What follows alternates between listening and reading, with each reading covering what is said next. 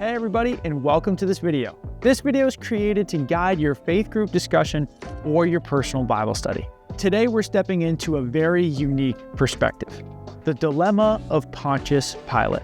This video features clips from a message by our lead pastor, Pastor Mike, titled Encounters with Christ, the Point of View of Pilate. In this message, Pastor Mike explores the intriguing perspective of Pontius Pilate, a man who was captivated by Jesus, had questions about Jesus, and even received warnings about Jesus through his wife's dreams. Together, we'll reflect on what Pilate might have thought about Jesus and what we can learn from this encounter with Christ. To help you dive deeper, we created a PDF with reflection and discussion questions that you can find in the description of this video or pinned in the comment section below. But hey, don't feel like you need to get through all the questions. Use them as a guide and focus on the ones that speak most to you or your group. And if you're not currently a part of a faith group, we would love to encourage you to consider joining one. Faith groups are a great way to grow in faith, build community, and have meaningful conversations. So visit our website, faithma.org, to learn more about faith groups and find the one that's the right fit for you. Hey, we're so glad that you're here, and we hope that through this video you'd have meaningful reflection and discussion, and that you would have an encounter with Christ. Let's dive in. He didn't have a great reputation, and it was clear from his rule that he just didn't like the Jewish people or this rule, and it was really a stepping stone for him to get someplace else.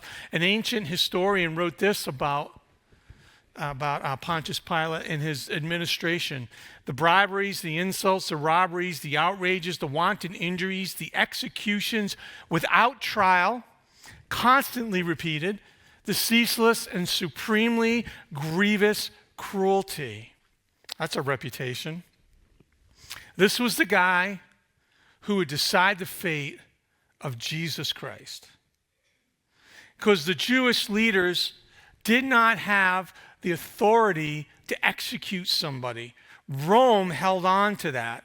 The only way to execute Jesus was for the religious leaders after their trial, when they found him guilty, was to bring him to Pilate.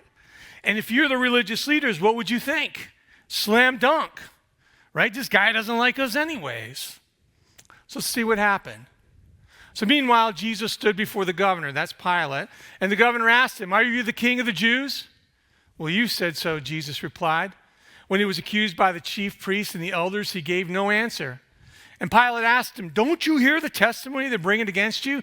But Jesus made no reply, even to a single charge, to the great amazement of the governor. The gospel writers like that word amazement. That's typically how people responded to miracles and transcendent moments with Jesus. Pilate is amazed because Pilate understands power.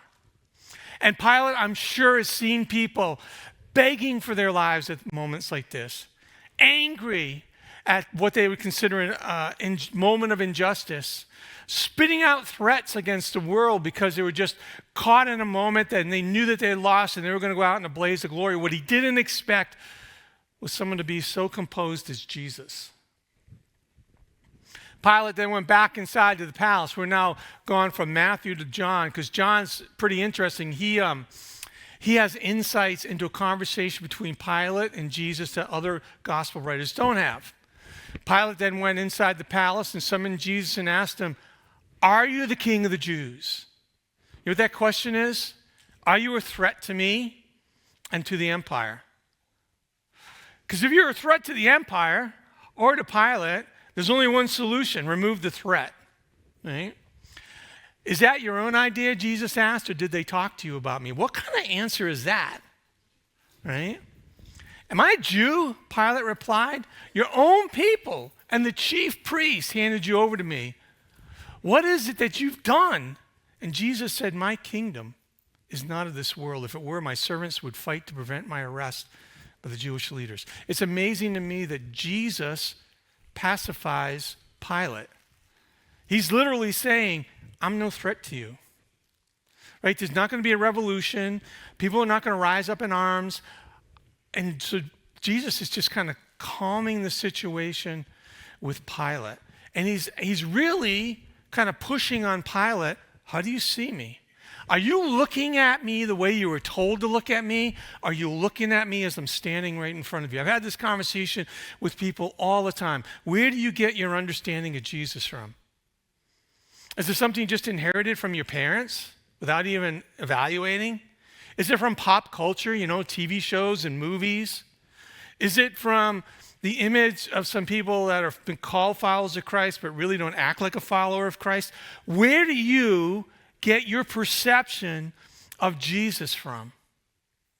And I think that's what Jesus is kind of pushing on Pilate. Are you just looking at me the way you're told to look at me? Or are you really looking at me as I stand right in front of you? Are you looking at the Jesus of the Gospels? Or are you looking at the Jesus you were told to see? Do you refuse to speak to me, Pilate said. Don't you realize I have the power either to free you or to crucify you? And Jesus answered, you'd have no power over me if it wasn't given to you from above. Jesus has been beaten by the religious leaders. Remember that?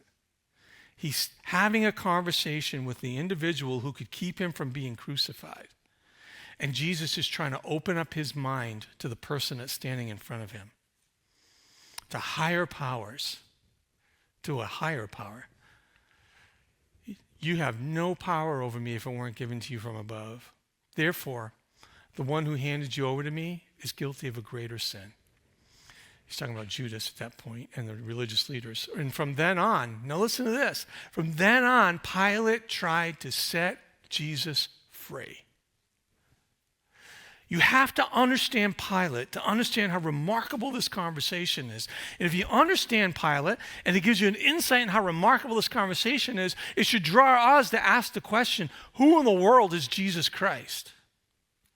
See, that was what Matthew and John wanted the people who read the Gospels when they were first written to ask.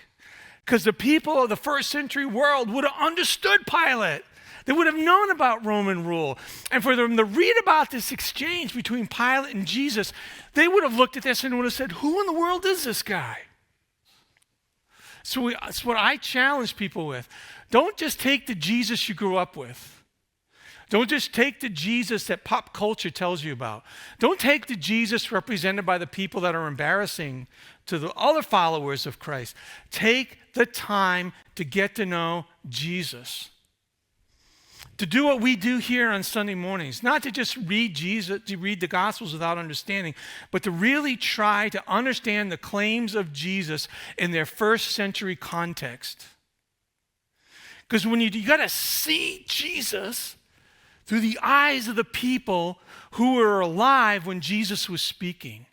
Examine his claims. Look at his character. I say this often, right? People think like, well, it's not really Jesus. It's the Jesus the gospel writers wanted him to be. Well, then we're saying the gospel writers are liars. And yet they're recording the character of Jesus, who was never a liar. And, when we look at the character of Christ, the true character of Christ, people who aren't Christians find it respectable. We look at the record that we have of him. The record of his deeds, the records of his ministry, what we do here every Sunday morning, what people do in what we call faith groups. People gather together to read the Bible. What we do what we encourage you to do on a daily basis. Are you reading the Bible, truly trying to understand the Jesus that walked on this earth according to the historical record that we have? Are you looking at his reputation? Are you reading stories? You know how many... Sometimes I tell people, maybe you just need to read the stories of people who chose to follow Christ throughout history. People willing to die, including the original followers of Jesus. What would they say about Jesus? How did Jesus impact their lives? If you're a scientist, look at what other scientists who chose to follow Christ have to say about Christ. So just look at the negative. Look at the record and the reputation he has had among people even living and dead who can say, this is the Jesus Christ who's changed my life. Are you truly trying to understand that? And personal experience. I love the conversations with people who start off by saying, I don't know why I'm in church. Church is the last place I thought I would be. But things began happening that I couldn't explain. I think that's God. I don't tell them that because it freaks them out, right? I say, tell me about these experiences. Tell me about these coincidences that you can't explain. Tell me about these moments for you that seem otherworldly. Let's explore this. Jesus gives us a great example of how to have a conversation with someone who doesn't share our faith, just in the conversation he has with Pilate. A lot of questions, right? A lot of intriguing responses.